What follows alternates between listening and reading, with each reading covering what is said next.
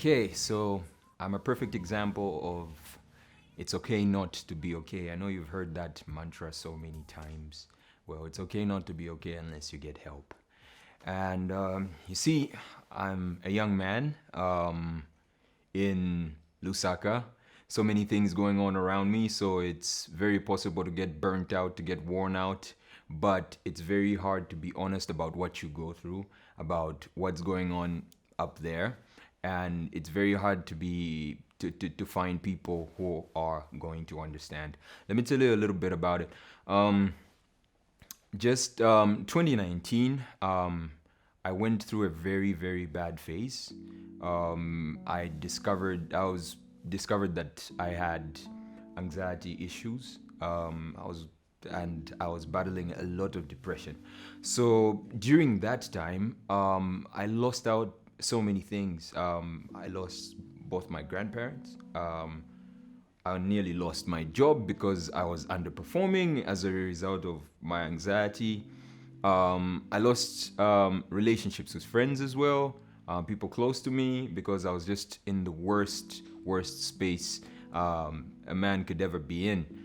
It was hard for me to open up to people. I was just going about life normally, which shouldn't be the case. But I thought, okay, I'm bold and I'm bad, so I can handle this. So yeah, because I'm a man and it's a form of weakness if I open up. So I was going through that, unaware that there's times where God just comes and just puts your whole life on pause just so He could get your attention and just say, bruh, you need to rest, you need to chill, you need to figure this out. For me, how I looked at my anxiety issues and my depression was an opportunity, a perfect opportunity, a perfect reason for me to even get closer to God, to even get closer to the people who matter most, to family, to friends, because God relies on our faith. And when you get used to complaining, you drown out faith. So you drown out that voice of faith. So in my anxiety, I got so used to complaining, it was hard for me to actually even hear the voice of God. I actually felt let down even by God in that situation, because nothing was really going my way. But you know what? These situations are there to grow you, to make you understand your limitations. The whole thing about self-discovery. I guess for me, this self-discovery has come in my late 20s. So yeah, and trust me, it was more fulfilling. I remember one time battling so much depression, I literally wanted to end my own life. I was sitting in the bathroom one time, and I was talking to a friend of mine, and he was like, "You know what? What will happen is you're going to go. You're going to go, and then you're going to create another problem for the people who you're going to leave now if you decided to end your own life. I mean, you're still young. You could still manage to fix it. You could still man up. You could still get yourself up. You could still reinvent yourself." That word, reinvent, caught my eye. And I decided, you know what? I'm going to be the best me I could ever be. I'm going to come back, trying to live to my full potential, trying to be the best me that I could ever be. So I decided, you know what? I'm gonna try. I'm gonna try. Of course, it was hard, battling suicide, battling depression. Every other time, I just wanted to end it. I was taking sleeping pills to just so that I could get peace. I was taking sleeping pills. I was taking antidepressants. I was taking painkillers. Is you name it.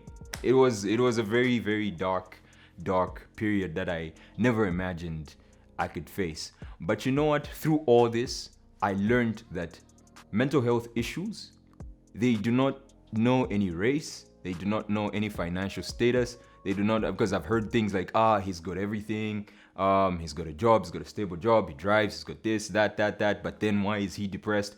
They could happen to anyone. They could happen to anyone. Trust me.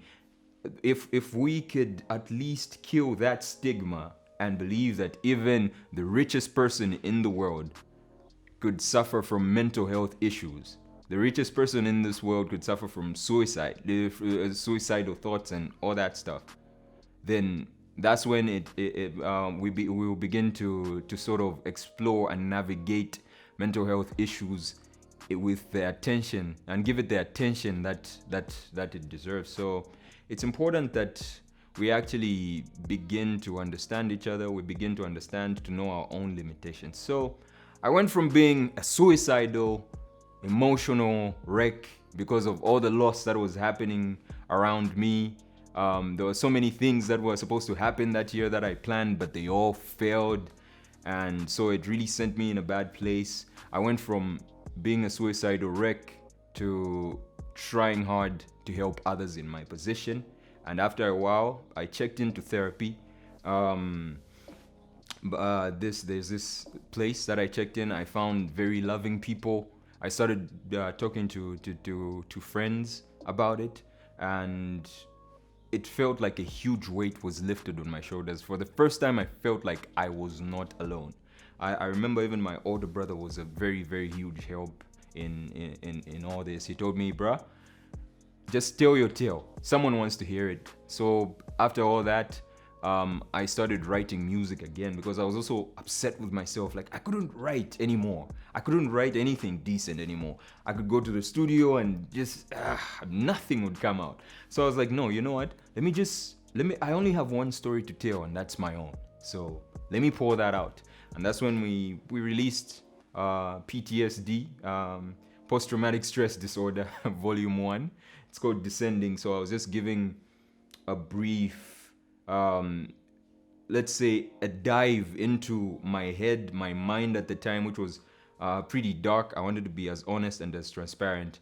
And it was the feedback that we got, even just from the plays, from the people that were messaging me nearly every time. I remember every time someone messages, I would really just get excited, and I would just like, oh, thank God, someone has heard this, someone has heard what we're trying to push. So from then on, I decided to also now just actively speak out on mental health issues. I became an activist, and from there I partnered with there's this, I'm not allowed to reveal their name yet, but all will be revealed soon. There's this place here in Lusaka. So we're about to roll out something. They've partnered with me, and we'll be linking people with mental health issues to them. So life can go from really nice to dark in seconds. It's how you recover from that dark period will say a lot about what you've been learning about yourself the whole time. So it's important that you just keep fighting, just like I did. You just keep going, just like I try to keep. Not every day is okay. There are times, nights get wild, where I'm just like, you know what, I'm really low today. I just put away my phone. I don't want to talk to anyone. And then there are times I'm just like the happiest person in the room. But in all that, I know myself better. That the first thing about me is that I'm a human being. I have flaws, and I keep trying, and I need to keep seeking God. I'm Dennis Red, and that is my story.